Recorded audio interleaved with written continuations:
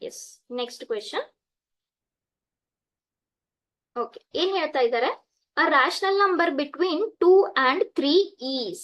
Okay, so ಒಂದು rational number ಇದೆ, ಏನು? It is in the form of p by q. ಯಾವ್ದ್ರ ಮಧ್ಯದಲ್ಲಿ? 2 ಮತ್ತೆ 3 ಮಧ್ಯದಲ್ಲಿ. ಸೊ ನೀವು ರಿಯಲ್ ಲೈನ್ ತಗೊಂಡ್ರೆ ಇಲ್ಲಿ 2 ಇರುತ್ತೆ, ಇಲ್ಲಿ 3 ಇರುತ್ತೆ. ಇದ್ರ ಮಧ್ಯದಲ್ಲಿ ಇರೋ ರ್ಯಾಷನಲ್ ನಂಬರ್ ಯಾವುದು? ಈ 4 ಕೊಟ್ಟಿರೋ ರ್ಯಾಷನಲ್ ನಂಬರ್ಸ್ ಅಲ್ಲಿ ಯಾವ್ದಾಗುತ್ತೆ ಅಂತ ಅರ್ಥ. ಓಕೆನಾ? ಈಗ ನೀವು ಬೇಕಂದ್ರೆ ಒಂದೊಂದೇ ಸಾಲ್ವ್ ಮಾಡ್ಬೋದು, ಇಲ್ಲ ಅಂದ್ರೆ ಸ್ವಲ್ಪ ಟೈಮ್ ಸೇವ್ ಮಾಡ್ಬೋದು. ಹೇಗೆ? ಈಗ ನೋಡಿ, 2 ಮತ್ತೆ 3 ಮಧ್ಯದಲ್ಲಿ ಅಂತ ಅಂದ್ರೆ, ಓಕೆ, 2 ಮತ್ತೆ 3 ಮಧ್ಯದಲ್ಲಿ ಇದೆ, ಹಾಗಾದ್ರೆ ಅದು 2 ಗಿಂತ ಜಾಸ್ತಿನೇ ಆಗಿರ್ಬೇಕು. ಹೌದಾ? Definitely it should be more than 2.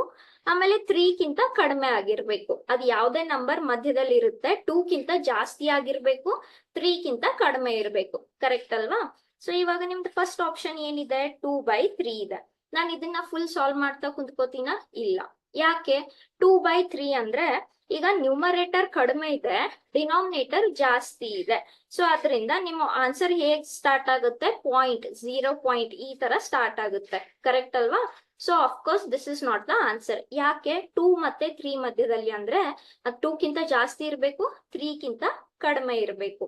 ಈಗ ನ್ಯೂಮರೇಟರ್ ಕಡಿಮೆ ಇದ್ದು ಡಿನಾಮಿನೇಟರ್ ಜಾಸ್ತಿ ಇದ್ರೆ it will start from 0 point something. So ಇದು ನಮ್ದು ಆನ್ಸರ್ ಅಲ್ಲ. ಬಿ ಬರೋಣ, 5 by 2. 5 by 2 ನ ನೀವು ಸಾಲ್ವ್ ಮಾಡಿದ್ರೆ ಎಷ್ಟಾಗುತ್ತೆ? 2 ones, ಓಕೆ, 2 ones 2, ಎಸ್, 1 ಉಳಿತು, ಪಾಯಿಂಟ್ ತಗೊಂಡ್ರೆ 2 5s 10. ಸೊ 2.5. ಎಸ್, 2.5 ಇದ್ರ ಮಧ್ಯದಲ್ಲಿ ಬರುತ್ತಾ? ಎಸ್, 2 ಮತ್ತೆ 3 ಮಧ್ಯದಲ್ಲಿ 2.5 ಬರುತ್ತೆ. So what is our answer? 5 by 2.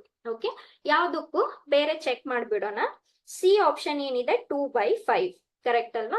2 by 5 value ಎಷ್ಟಾಗುತ್ತೆ? ಮತ್ತೆ it will start from point, ಈ ತರ 0.4 ಆಗುತ್ತೆ. ಯಾಕೆ? ನ್ಯೂಮರೇಟರ್ ಕಡಿಮೆ ಇದೆ, ಡಿನಾಮಿನೇಟರ್ ಜಾಸ್ತಿ ಇದೆ. ಈಗ 5 by 3 ಕೂಡ ತಗೊಂಡ್ರೆ ನೀವು ಒಂದ್ ವೇಳೆ 5 by 3 ಸಾಲ್ವ್ ಮಾಡ್ಕೊಂಡ್ರೆ 3 ones 3. ಓಕೆ, ಸೊ ಇಲ್ಲಿ ಎಷ್ಟರಿಂದ ಸ್ಟಾರ್ಟ್ ಆಗ್ತಾ ಇದೆ? ಇದು 1 ಇಂದ ಸ್ಟಾರ್ಟ್ ಆಗ್ತಾ ಇದೆ. ಆದ್ರೆ ನಮ್ಗೆ ಬೇಕಾಗಿರೋದು 2 ಗಿಂತ ಜಾಸ್ತಿ, 3 ಗಿಂತ ಕಡಿಮೆ, which is that if you solve 2.5. So what is your answer? Answer B, which is 5 by 2.